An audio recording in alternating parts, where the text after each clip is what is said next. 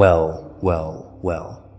Look who just became the problem they can't solve, the variable they didn't account for, the name that turned a boardroom into a battlefield. Welcome back, or should I say, welcome to the moment everything shifted.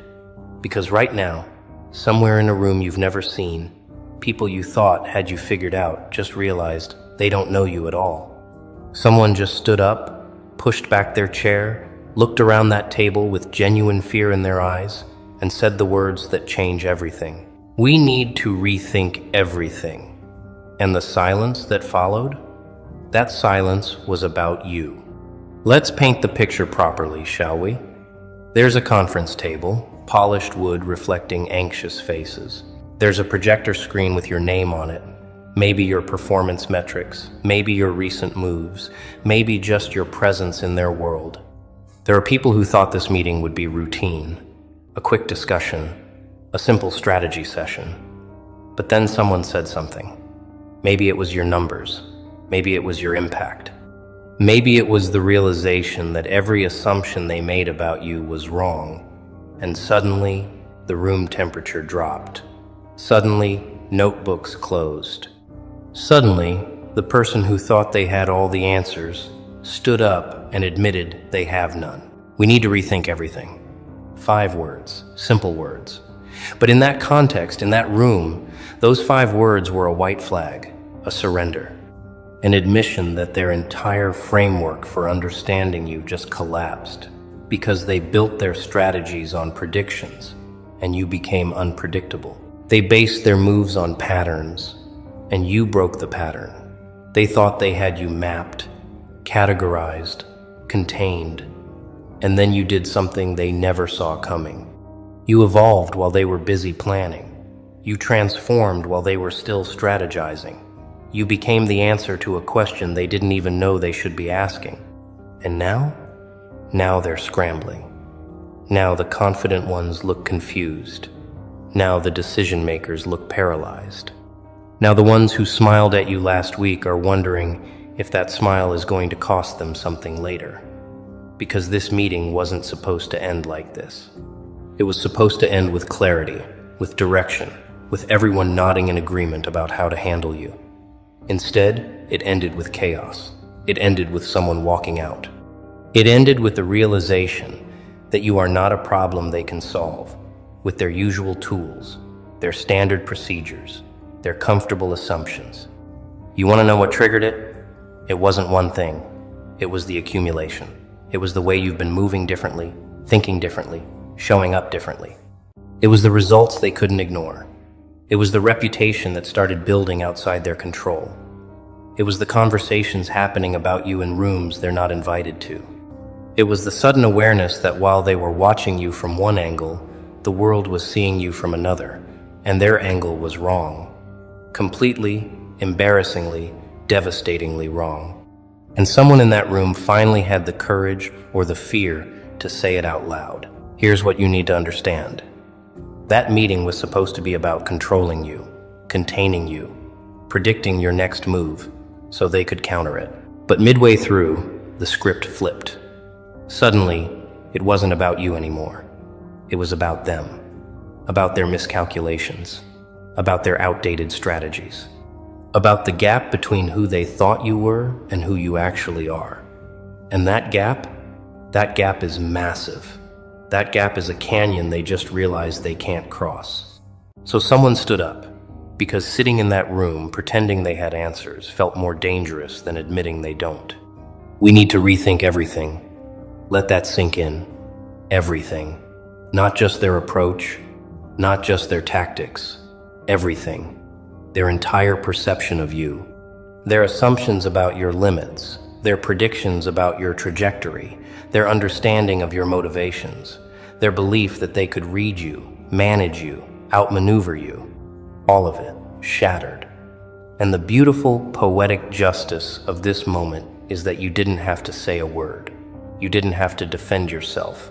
You didn't have to prove anything. Your actions, your results, your evolution spoke so loudly that it silenced an entire room. Think about the timeline here. Weeks ago, maybe months ago, you were the topic of casual conversation. Easy to dismiss, easy to underestimate, easy to file away under handled or not a threat, or we know exactly what they're about. They had you in a box.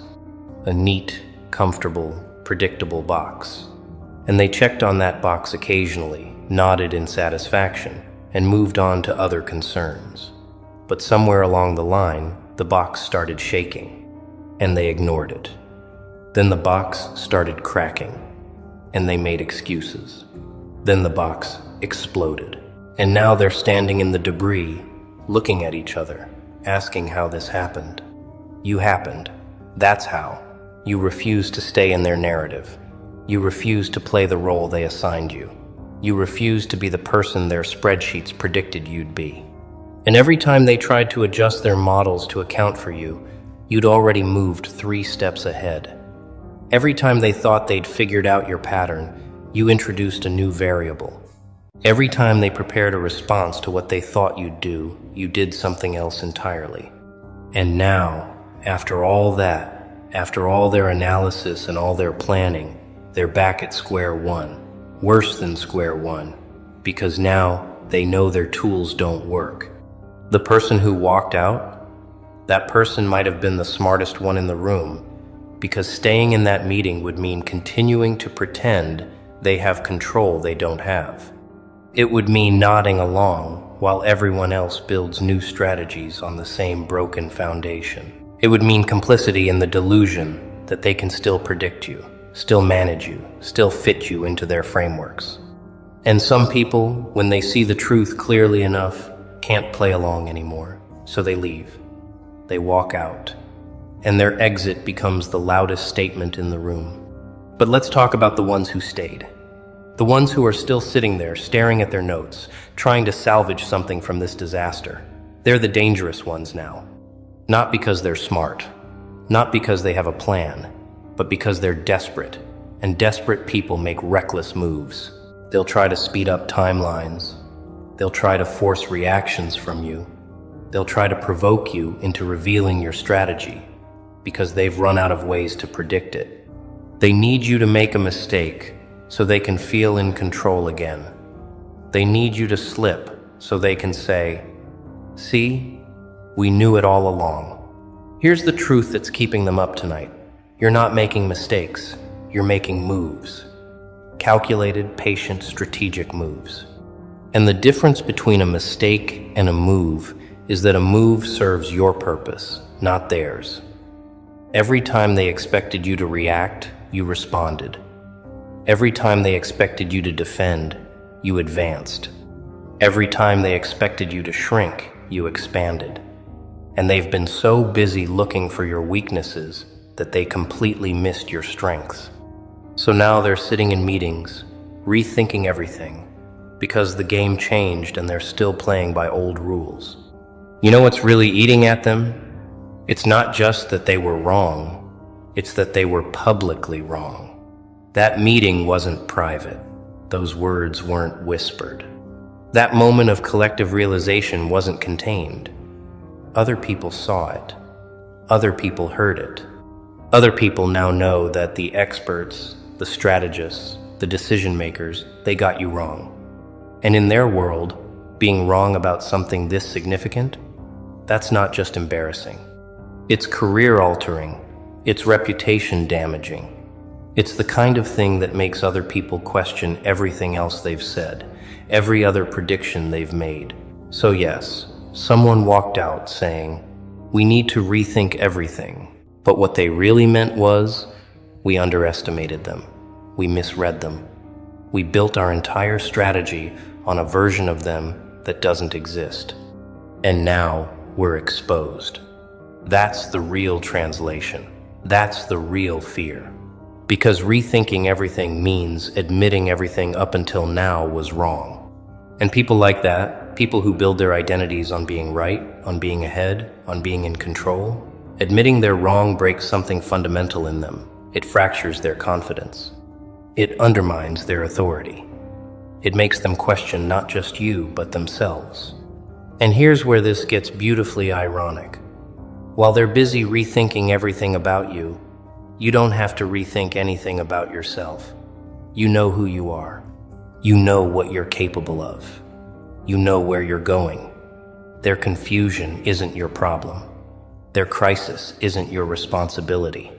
Their desperate need to categorize you, to understand you, to predict you, that's their burden, not yours. You're free, free from their frameworks, free from their expectations, free from their need to make you fit into boxes that were always too small for you anyway. Let's dig deeper into what that meeting revealed, because it wasn't just about you, it was about them, about their systems, about their limitations, about the fact that their entire approach to understanding people is flawed. They rely on data, on patterns, on historical behavior, and all of that works beautifully when dealing with predictable people. But you're not predictable. You're adaptive. You're evolving. You're someone who learns, who grows, who transforms. And their systems can't account for transformation. Their models can't predict evolution. Their strategies can't contain someone who refuses to be the same person twice. So when someone stood up and said, "We need to rethink everything," what they were really confronting was the limitation of their own thinking. They were admitting that the tools they've relied on, the frameworks they've trusted, the strategies they've deployed, they don't work on you. And if they don't work on you, what else are they wrong about? Who else have they underestimated? What other opportunities have they missed because they were too busy fitting people into predetermined categories? That's the real chaos that meeting ended in. Not just confusion about you, but doubt about everything. And you want to know the most satisfying part? You didn't set out to break their systems. You didn't wake up trying to prove them wrong. You were just being yourself, growing, learning, evolving, pursuing your goals, living your life. And somehow, just by being authentically, unapologetically yourself, you became the variable that broke their equations. You became the case study that invalidated their theories. You became the example that exposed their expertise as limited. Not because you tried, but because you existed outside the boundaries they tried to impose on you. Now let's talk about what happens next, because this is where it gets really interesting. They're going to try to study you harder. They're going to try to find new patterns. They're going to collect more data, run more analyses, hold more meetings. And all of that effort, all of that energy, all of that focus on you, it's not making them stronger. It's making them weaker. Because every hour they spend trying to figure you out is an hour they're not spending on their own growth. Every strategy they build around containing you is a strategy that's already obsolete by the time they implement it. Every prediction they make is based on who you were, not who you're becoming. And while they're paralyzed by analysis, you're moving. While they're debating strategies, you're executing yours. While they're rethinking everything, you're building everything. The gap between you and them isn't closing, it's widening, and they feel it. That's why the meeting ended in chaos. That's why someone walked out. That's why the ones who stayed looked shaken. Because they can feel the momentum shifting. They can sense the control slipping. They can see the future taking shape, and in that future, they're not the ones determining your trajectory. You are. Here's what they'll never understand. You're not their competition. You're not their rival. You're not playing the same game they are. They're playing chess, moving pieces, thinking 3 moves ahead. You're playing a different game entirely. One they don't have rules for. One they don't have strategies for. One they can't win because they don't even understand how to keep score. And that dissonance, that fundamental mismatch in understanding, that's what creates the chaos. That's what makes them rethink everything. That's what makes their meetings about you turn into meetings about their own inadequacy. Let's address the fear, because fear is the real emotion driving that chaos. They're afraid of what you represent, not who you are as a person, but what you symbolize. You represent the possibility that their entire worldview is wrong, that their methods are outdated, that their authority is fragile, that their control is an illusion. You represent change they can't manage, growth they can't contain, success they can't explain. And when people's entire identity is built on being the ones who manage, who contain, who explain, someone like you becomes an existential threat, not because you're threatening them, but because your existence threatens everything they believe about how the world works. So they had a meeting. They tried to solve the problem of you, and midway through, someone realized, you're not the problem. Their inability to accept that people can exceed their predictions, that's the problem. Their need to control outcomes they have no right to control, that's the problem. Their assumption that everyone operates by the same playbook they do, that's the problem. And when that realization hit, when the real problem became clear, the only honest response was to walk out. Because you can't solve a problem by fixing the wrong thing. You can't rethink your strategy when your entire premise is flawed. And now, wherever you are, whatever you're doing, you're living rent-free in their minds, not because you're trying to, not because you care, but because they made you central to their concerns, their strategies, their meetings. They elevated you to that position. They gave you that power. And now, they can't take it back. Every decision they make, they'll wonder, how will this person respond? Every strategy they deploy, they'll question. Will this work on someone this unpredictable? Every move they make, they'll second guess. Are we still underestimating them? That's the real victory here.